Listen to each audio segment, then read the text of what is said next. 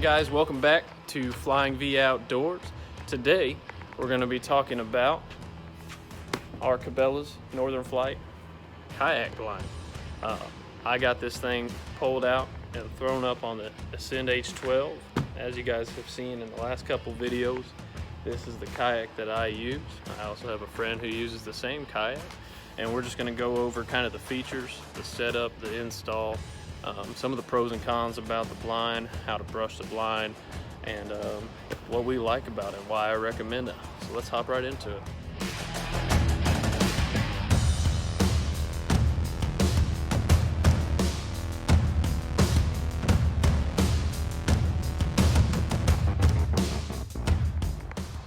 So as you guys can see, the blind's all rolled up and ready for transport. This is how the blind stays on my kayak the entire season. From the time duck season starts till after duck season ends, I don't take this thing off my kayak once I put it on there. You can, it's super easy to take on and off.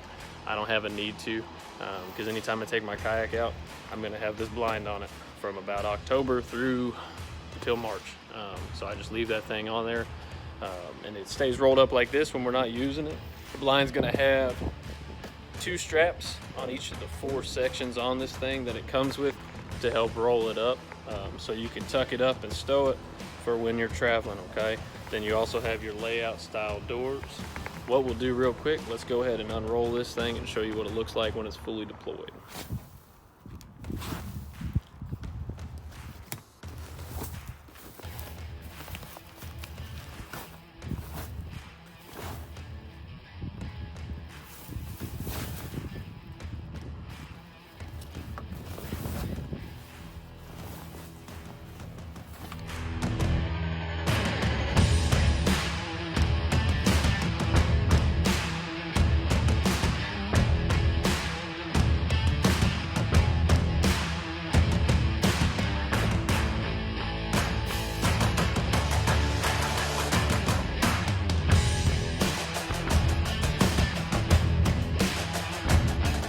So as you guys can see, it's that easy just to unfold it and spread it all out.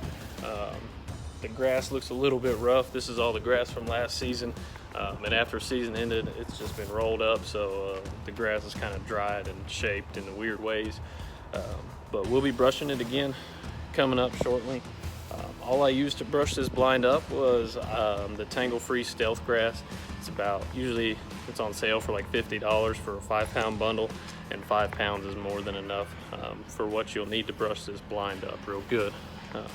As you can see throughout this whole blind, there are plenty of straps for brushing this thing, and it goes all the way around the entire blind, okay? So you don't have to worry about not having enough tie down spaces to brush this thing.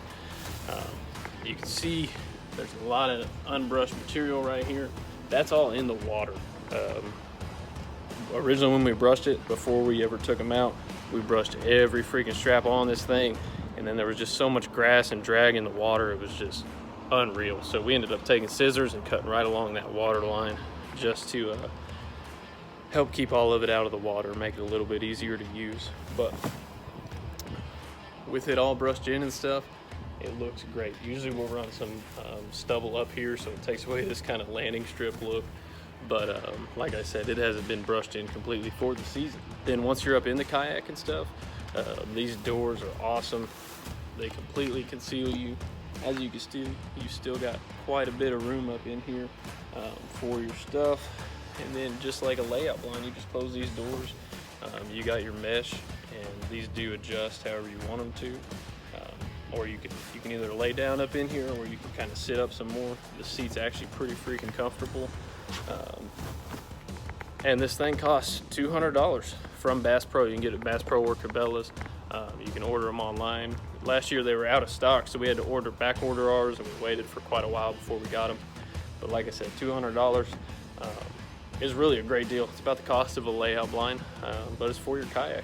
And these are made for the Ascend H12s and the 12Ts. Pretty much any 12-foot kayak, you can make it work for that. Maybe a little bit bigger. As you can see, it's definitely got some playroom there.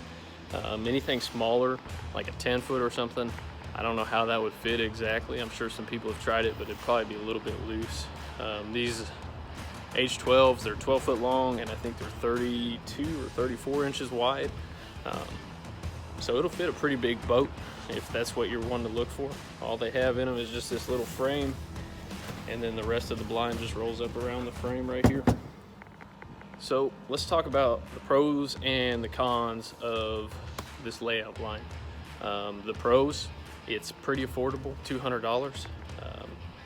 Another big pro is all the brush straps on it.